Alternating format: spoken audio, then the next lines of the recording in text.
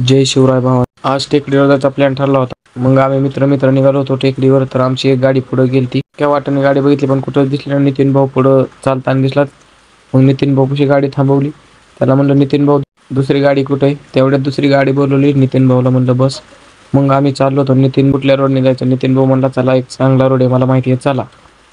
नितीन भाऊने नेलेले रोडने तर एक सुद्धा वाट चांगली नव्हती. म्हणून नितीन भाऊला म्हणलं पुढं घे गाडी बरं तुझे 2 मिनिटं. नितीन भाऊला म्हणलं अरे असल्या कसल्या रोडने आणले आम्हाला. पुढं गेल्यावर स्टिंग घेतली, स्प्राईट घेतली आणि सगळ्यांनी पेलो. आता टेकडीच्या जवळ आलतो. मग तिथे गेल्यावर गाड्या लावल्या आणि आम्ही वरी चाललो होतो देवाच्या पाया पडाय.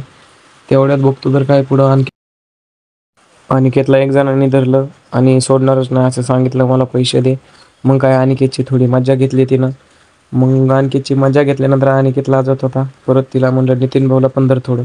परत ती नितीन भाऊकडे गेली. नितीन भाऊला धरलं. नितीन भाऊ म्हणले मला सोड. परत तिथनं म्हणलं दर्शन घेऊन येतो. आल्यानंतर काय येते बघू. मग आम्ही दर्शनाच्या वाटेने चाललो वरी मंदिराकडे. तिथे गेली की चप्पल सोडली. रांगेत गेलो.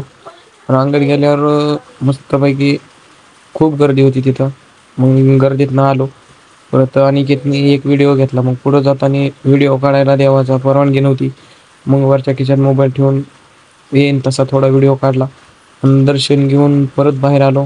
चप्पल वगैरे घातली आणि तिथनं जावा म्हणलं आता निघालो गावाकडे. तेवढ्यात पुढे गेलं की नितीन भाऊ म्हणला टाटा बाय बाय. तेवढ्यात पुढे गेलो की अजून अनिकेतला ती दिसली.